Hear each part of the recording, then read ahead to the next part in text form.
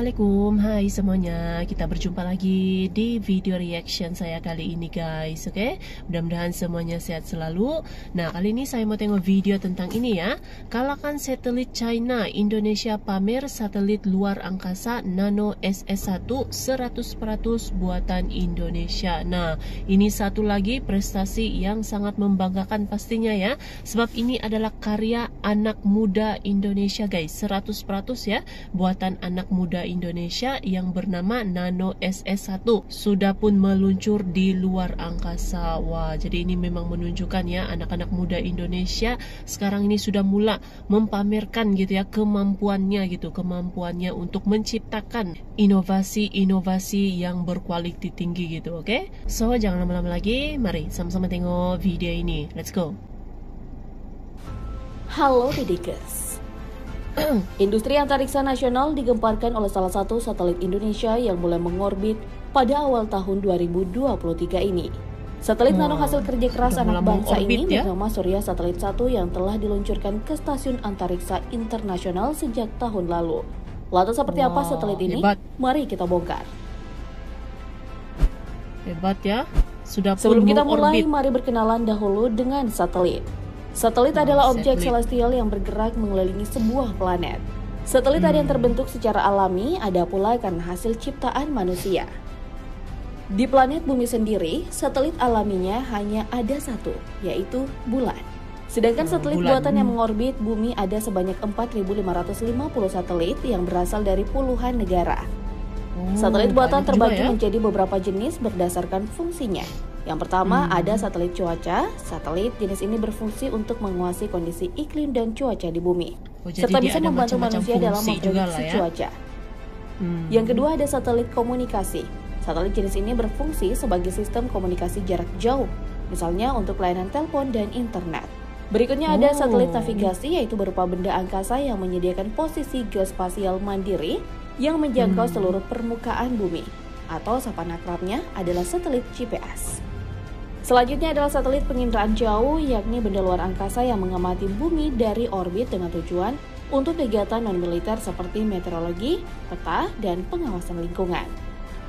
Lalu ada satelit ilmiah yang fungsinya untuk menyediakan data servis tanah, radio amatir, informasi meteorologi, dan riset ilmiah. Jadi ada macam-macam jenis satelit terakhir ya? adalah satelit militer yang tentunya digunakan untuk keperluan militer, seperti pengamatan intelijen berdasarkan satelit, navigasi, dan komunikasi militer.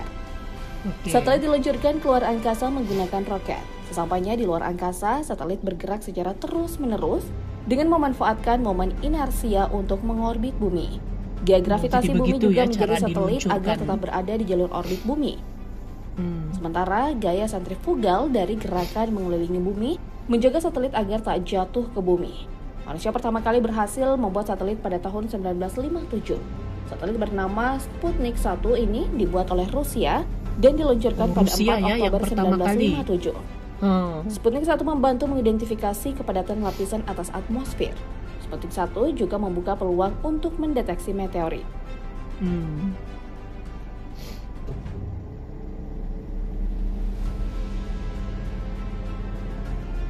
Dia ada macam-macam fungsi ya. Satelitnya Sejak pun saat memang itu banyak jenis. negara yang mulai membuat satelitnya masing-masing. Pada tahun 1974, pemerintah Indonesia mulai membangun sistem komunikasi satelit domestik atau SKSD. Setelah 17 bulan, proyek ini berhasil dirampungkan. Lalu pada 9 Juli 1976, satelit pertama Indonesia pun diluncurkan. Satelit Palapa diluncurkan dari Cape Kennedy, Florida, Amerika Serikat, dan disiarkan langsung oleh TVRI. Sementara nama satelit Palapa sendiri diberikan oleh Presiden Soeharto. Ia mengambil nama sumpah yang diucapkan oleh Gajah Mada di masa kerajaan Majapahit ketika sedang menyatukan Nusantara di tahun 1336. Dengan meluncurnya satelit Palapa, Indonesia menjadi negara pertama di Asia sekaligus ketiga di dunia yang mengoperasikan sistem komunikasi satelit domestik setelah Amerika Serikat dan Kanada. Secara spesifik, satelit Palapa digunakan sebagai pemancar sinyal televisi, radio, dan telepon. Proyek ini menelan biaya hingga 561 miliar rupiah saat itu. 13% dari dana ini ditujukan untuk biaya satelit, 82% untuk telepon, dan sisanya untuk televisi. Satelit Palapa menggunakan teknologi yang sama dengan satelit Anik dan satelit Western milik Kanada dan Amerika Serikat. Ini satelit Indonesia yang dulu, satelit ini didesain sedemikian rupa agar bisa mengoptimalkan pancaran sinyal ke seluruh Indonesia dan ke beberapa negara tetangga seperti Malaysia, Singapura, Thailand, dan Filipina. Seiring dengan perkembangannya, Indonesia memiliki berbagai satelit. Dilansir dari berbagai sumber, beberapa satelit milik Indonesia diantaranya satelit Palapa A1, satelit Palapa A2, satelit Palapa B1, satelit Palapa B2, satelit Palapa B2P, satelit Palapa B2R, satelit Palapa B4, satelit Palapa C1, satelit Palapa C2, satelit Indostar 1, satelit Telkom 1, satelit Garuda 1, satelit Telkom 2, satelit Inasat 1, satelit 8 Tubsat, satelit Indostar 2, satelit Palapa D, satelit Telkom 3, satelit Lipostar 1, satelit 8A2, satelit BRISat, satelit 8A3, satelit Telkom 3S, satelit Telkom 4, satelit Nusantara 1, dan satelit Palapa N1. Daftar panjang satelit milik Indonesia bertambah dengan hadirnya Surya Satelit 1 atau SS1. SS1 masuk dalam jenis satelit nano atau CubeSat. Berat satelit ini kurang lebih 1 sampai 1,3 kg dengan ukuran 10 x 10 x 11,35 cm. Oh, jadi dia kecil lah gitu satelit ya. mikro atau CubeSat yang memiliki berat sekitar 50 sampai 70 kg. Secara lebih detail, struktur SS1 adalah aluminium anodized keras berwarna hitam. Pada permukaan satelit dan rel terbuat dari bahan dianodisasi dengan ketebalan minimal 10 mikrometer. Hal ini sesuai dengan dokumen persyaratan MIL AL 8625 tipe 3. Proses pemilihan struktur satelit ini tak hanya memperhitungkan faktor berat, tapi juga memikirkan faktor daya konduktivitas termal, proses manufaktur, dan biaya. SS1 diperkirakan akan melintasi wilayah Indonesia sebanyak 4 sampai 5 kali sehari. Satelit ini akan mengorbit pada ketinggian 400 hingga 420 km di atas permukaan air dengan iklinisasi 51,7 derajat. Proyek SS1 diinisiasi oleh engineer muda Indonesia dari Surya University yang bekerja sama dengan Organisasi Radio Amatir Indonesia atau ORARI sejak Maret 2016 lalu. Pengerjaan dan pelatihan pembuatan nano satelit dengan supervisi dari para periset di Pusat Teknologi Satelit dimulai pada tahun 2017.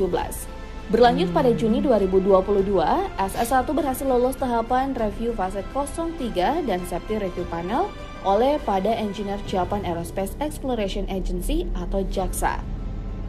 Lalu pada 8 Juli 2022, SS1 dikirim ke Jepang dan diserahkan kepada JAXA sebagai pihak peluncur di Tsukuba Space Center. Usai rampung digarap, satelit nano ini diluncurkan ke Stasiun Antariksa Internasional atau ISS pada November 2022 lalu dengan menumpang roket Falcon 9 CRS-26 milik SpaceX. Setelah menumpang di ISS selama beberapa waktu, satelit ini pun dilepaskan menuju orbit. SS1 diperkirakan akan mengorbit selama 6 sampai 12 bulan. Setelah itu, lama-kelamaan, satelit ini akan kehilangan posisinya di orbit karena satelit nano ini tidak dilengkapi dengan tenaga penggerak atau propulsion. Misi Surya Satelit 1 adalah sistem pelaporan paket otomatis komunikasi yang mengorbit di low Earth orbit. Satelit mungil ini memiliki dua fungsi. Fungsi pertama yakni untuk mengirim pesan singkat atau SMS secara gratis melalui satelit. Jadi pesan singkat yang dikirimkan tak perlu menggunakan satelit. Dan fungsi kedua adalah untuk memudahkan keperluan komunikasi via radio. Peluncuran satelit nano pertama di Indonesia ini dinilai menjadi titik awal pembuktian bahwa ilmuwan muda dan anak bangsa telah berhasil menorehkan sejarah baru dalam pencapaian industri antariksa nasional. Oke guys, jadi itulah dia videonya ini. Jadi inilah dia nih, ilmuwan muda Indonesia pun sudah mula menciptakan prestasi-prestasi yang sangat besar ya, menciptakan ini satelit dan sudah pun dilancarkan ya, sudah pun diluncurkan mengorbit. Jadi ini membuktikan ya, ilmuwan muda Indonesia sekarang pun sudah mula bersaing ini, sudah mula bersaing, menunjukkan kemampuannya lah gitu untuk menciptakan pelbagai lagi inovasi ini. Ini salah satu yang sudah dibuktikan ya, satelit nano. Sebab ini pun melalui seleksi juga gitu ya, sudah pun mengorbit. So pastinya ini adalah prestasi yang sangat-sangat membanggakan sebab ini 100% ya buatan anak muda Indonesia.